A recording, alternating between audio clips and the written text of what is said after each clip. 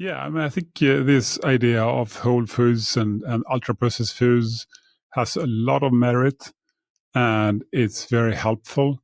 But I think that it also gets rightfully criticized for being an imperfect division, very binary and quite imperfect. Like there are examples of whole foods that may not be great for various purposes, and there are examples of ultra processed foods that could be great.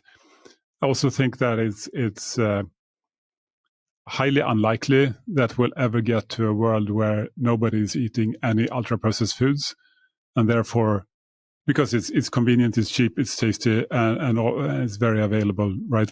It's the majority of what people eat today. So to just remove it completely, that's a huge change. And because of the benefits of it, I don't see that happening. So I actually think that a benefit of this satiety approach is that we can also get away from this kind of binary and imperfect division into whole foods and ultra processed foods, and instead look a little bit more at the scale, at the big variety of foods. Like you can imagine, some ultra processed foods are dreadful, some are just slightly bad, and some are actually quite okay.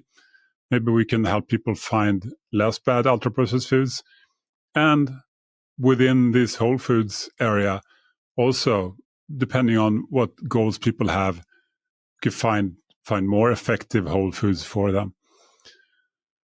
So, for example, and this may be controversial, but butter is relatively unprocessed, but it's also pretty low in protein, very low in fiber. There's no fiber, very energy dense, and it can easily be combined with higher carb ingredients to make something very palatable.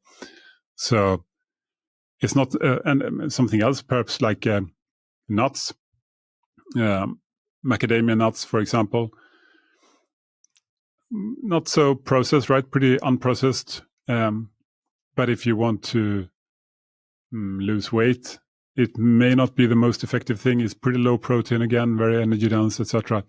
If you add salt to it, it's relatively rewarding and tends to drive eating. So again, all unprocessed foods are not perfect.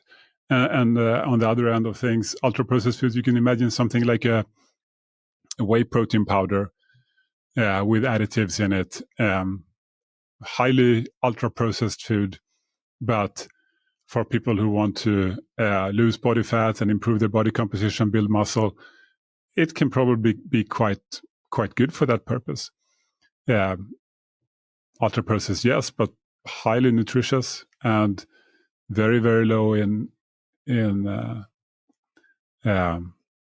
pure energy calories, I would argue. Was there anything that you were very surprised about when you started collecting this data? I mean, the thing that blew my mind the most, I mean, there are so many things that are slightly surprising here and there, but the thing that blew my mind the most is that having, coming from the low carb area and having spent 20 years exploring this, I've heard so many times that, for people who struggle on low carb, they should be careful with eating nuts and dairy. And nobody's really come up with a good explanation for why, because butter, cream, etc., very low carb. Why is that a problem? And nuts, they tend to be quite low carb. Okay, cashew nuts, moderately low perhaps, but generally speaking, they're quite low carb and high fat. It should be fine if it's all about the carbohydrates. But the thing that fascinates me is when you look at it from a satiety lens, these are the lowest satiety foods out of all common low carb foods, all the foods that people tend to eat on low carb. Nuts and butter and cream are the absolutely lowest on the satiety scale. So that blew my mind a bit. Like, okay, well, whoops. Suddenly it's totally obvious why these foods are a problem, something that nobody has been able to explain to me for all these years. So that's cool.